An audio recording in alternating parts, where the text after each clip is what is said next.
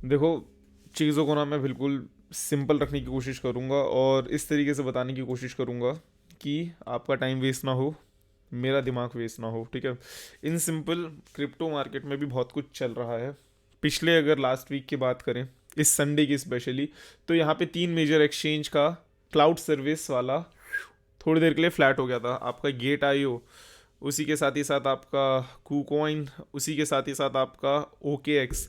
And major reason आपका ये था कि जहाँ पे ये जो क्लाउड सर्विसिंग होती है, अगर आपको वेब होस्टिंग वगैरह पता है, ठीक है। अगर नहीं पता तो बेसिकली ये है कि जिस प्लेटफॉर्म पे एक वेबसाइट बैठती है ना, एक जैसे गूगल हो गया, या एक प्रॉपर आपका एक कंपनी बैठती है, अगर वो वेबसाइट या जो जो प्लेटफॉर्म अगर वो ख़राब हो जाए ना, तो पूरी वेबसाइट हैंग हो जाती है कुछ टाइम के लिए।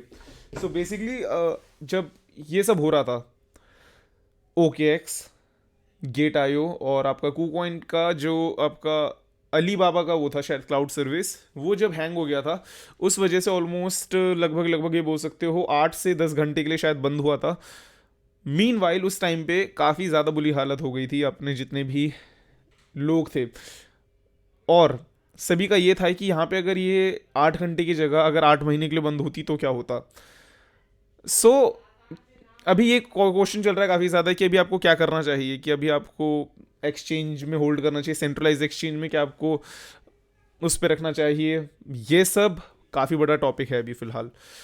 ना इसके साथ ही साथ अभी 2-3 चीज़ें काफ़ी ज़्यादा और चल रही हैं। ये जो आपके बाइनेंस के ओनर भाई साहब हैं, अगर आप इन्हें देखोगे तो इनका भी काफ़ी बड़ा वो चल रहा है अभी राइट नाउ। इनका अगर आपने देखा होगा, CNN और सैम बैकमैन और उसके साथ केविन ओल्यूरी के साथ काफ़ी ज़्यादा एक काइंड ऑफ कंट्रोवर्सी टाइप की चल रही है। बेसिकली ये हो रहा है कि लोग ये बोल रहे हैं कि बाइनेंस के पास उतना पैसा नहीं है जितना पैसा वो लोग दिखा रहे हैं।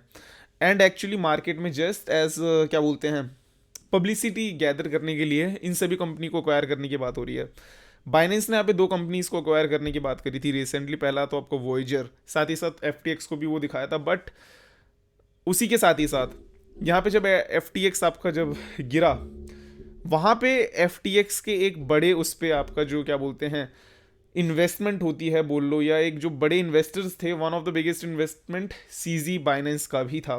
और अगर आप इसमें देखो तो एग्जैक्टली $2.1 बिलियन का है, जिसमें अभी बाइनेंस को आपका $2.1 बिलियन उन्हें देने हैं। किन्हें? आपका FTX वालों को। सो बेसिकली अभी लोगों के दिमाग में यही चल रहा है कि अब बाइनेंस क्या यहाँ पे सरवाइव कर पाएगा। और recently last week almost $4 billion का वहाँ पे ऐसे विड्रॉल हुआ था, अप्रॉक्सीमेटली $4 बिलियन का। सो अभी लोगों का बस अब धीरे धीरे ये हो रहा है कि सेंट्रलाइज एक्सचेंज सही है, डिसेंट्रलाइज एक्सचेंज में हमें शिफ्ट हो जाना चाहिए। क्या हमें अपने पैसों को वॉलेट में रखना चाहिए, जैसे MetaMask, Trust Wallet, SafePal, SafePal हो गया आपका, एक्सोडोज, ये सब, या फिर आपको एक लेजर खरीदना चाहिए। देखो मैं आपको ये बोलूँगा कि ना, इन शॉर्ट एक चीज़ आप समझ लो, इफ़ इट इज़ नॉट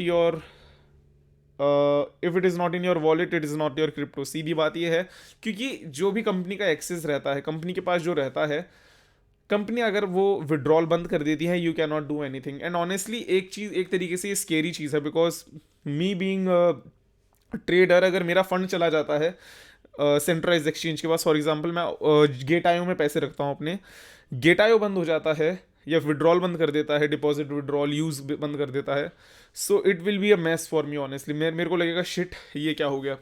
और बेसिकली मार्केट में एक्सचेंज कैसे गिरते हैं आपको बताता हूँ, कि कभी भी एक एक्सचेंज है, उसमें से मान लो कि एक्सचेंज का काम क्या है, एक्सचेंज पैसा कैसे बनाती है बेसिकली, कि लोग जब उनके पास पैसे रखते हैं काफ़ी सारे फंड, और जब वो कभी स्टेकिंग में लगाते हैं, या ओवरऑल बिजनेस जब होता है, वहाँ पे जो ट्रेडिंग वॉल्यूम जनरेट होती है, फीस से जो पैसा आता है, लिक्विडेट होते हैं लोग, उससे कम एक्सचेंज पैसे बनाती है। बट अगर मान लो एक साथ अब लोगों का भरोसा उठ जाए, एक साथ लोग बिलियंस एंड बिलियंस डॉलर पे अगर आपका विड्रॉल करते हैं ना, कंपनी को लगता है कि अगर इससे ज़्यादा एक हुआ तो कंपनी बंद हो जाएगी, तो उस टाइम पे क्या करते हैं, वो विड्रॉल रोक लेते हैं। फिर उसके बाद क्या होता है, लोगों को ऑर्डर लगता है, जैसे ही विड्रॉल खुलता है लोग सारे पैसे निकालते हैं, कंपनी डेड हो जाती है। सो ऐसा कभी कुछ हो रखा है बाइनेंस के साथ, ऑलरेडी हो रखा है। 2017-18 की बात है, जब मार्केट बिल्कुल नीचे आ गई थी, उस टाइम पे जब क्रिप्टो बैन हुआ था, इंडिया, US, हर मेजर कंट्रीज में, तो वहाँ पे बेसिकली यही हुआ था, विड्रॉल वगैरह सारे होल्ड कर दिए थे, जितने भी कॉइन्स वगैरह थे वो सारे आपके फ्रीज कर लिए थे। कुछ टाइम के बाद जब आप आओ तब आपका फिर वो सब आपको वापस मिल गया था। बट एज ऑफ नाउ यही लोगों के में चल रहा है कि क्या बाइनेंस नीचे आ सकता है, क्या आपका ओवरऑल बाइनेंस बंद हो सकता है, क्या बड़े बड़े जो अदर एक्सचेंजेस है जैसे गेट आयो हो गया, आपका OKX हो गया, ये सब क्या ये भी नीचे आ सकते हैं। तो देखो जिस तरीके का भी टाइम चल रहा है, जिस तरीके से भी रिसेशन आने वाला है, अभी तो भी रिसेशन स्टार्ट हुआ नहीं है अभी, ये बोल सकते हैं, बिकॉज रिसेशन अभी आपका ये जो है ये अभी अपना ये मान लो इसका जो टॉप है ना S&P 500 का, यहाँ से आप ये मान के चलो ऑलमोस्ट 50 to 60%, ऑलमोस्ट 55% हम मान के चलते हैं। जब ये 50 to 55 60% जब नीचे आएगा ना, उसे हम बोलेंगे रिसेशन। अभी तो ये बस स्टार्टिंग है, ठीक है। तो अभी अभी बस लगा सकते हो अंदाज़ा कि जब मार्केट S&P 500 इतनी नीचे आएगी, साथ ही साथ हाउसिंग मार्केट क्रैश होंगी, साथ ही साथ आपको ये देखो ओवरऑल टेक कंपनीज का भी जब ले ऑफ करेंगी लोगों को, तो ऑफ कोर्स क्रिप्टो भी डेफिनेटली साथ ही साथ नीचे आएगा। क्रिप्टो नीचे आएगा, लोग अपना और ज़्यादा अपने आप को बचाने के लिए वॉलेट में पैसे, जैसे भी आप लोग काफ़ी ज़्यादा सीरियस हो रखे हो कि पैसे को मेटामास्क में डालें, ये सब डालें। इनकेस अगर आप वीडियो चाहते हो कि पैसों को अपने क्रिप्टो को कहाँ पे रखना चाहिए, आपको लेजर में रखना चाहिए, सेंट्रलाइज एक्सचेंज में रखना चाहिए, या फिर आपको अपना डिसेंट्रलाइज वॉलेट में रखना चाहिए, तो अगर आपको चाहिए तो मेक श्योर करना मेरे को बताओ, मैं उसके ऊपर भी वीडियो बना दूंगा एक। सो बेसिकली अभी लोगों का जिस तरीके का सेंटिमेंट है, आने वाला टाइम अभी और बुरा डेफिनेटली हो सकता है जिस तरीके से सीन चल रही है। बिकॉज मैं अभी सिर्फ क्रिप्टो को एज अ क्रिप्टो नहीं देख रहा, मैं क्रिप्टो को एज अ होल देख रहा हूँ, एज अ इकोनॉमी को एज अ होल देख रहा हूँ। सो अभी मेरे हिसाब से ब्रॉडर पर्सपेक्टिव पे अभी चीज़ों को काफ़ी ज़्यादा ठंडा होने की ज़रूरत है एक्चुअली। एंड ऐसा क्यों? बिकॉज मार्केट काफ़ी ज़्यादा हवा में उड़ रखी है। एंड उसका रीज़न क्या है, अगर आपको पता हो तो लॉकडाउन के बाद यहाँ पे इतने नोट प्रिंट हुए हैं, चीज़ों की वैल्यू इतनी ज़्यादा ऊपर हो चुकी है कि market needs a reset as of now. So या इसके ऊपर भी मैं अभी प्रॉपरली एक वीडियो बनाऊंगा, सो मेक श्योर करना कि आप उसे भी देखो। एज ऑफ नाउ मेरे को बस इतना बताना था कि अभी मेरा कोई यहाँ पे आके फंड क्रिएट करने का वो नहीं था। It is better to be active than आपका यहाँ पे फंड रुक जाए। इससे बेटर है कि आप पहले से ही स्मार्ट रहो, एक्टिव रहो, आने वाले मूव को देखो। बिकॉज ऑफकोर्स अगर मेरे पास यहाँ पे मान लो लाखों का फंड है, तो मैं नहीं चाहूँगा कि मेरा फंड यहाँ पे कहीं रुके या किसी एक्सचेंज के बंद होने की वजह से बेफालतू में मेरा नुकसान हो।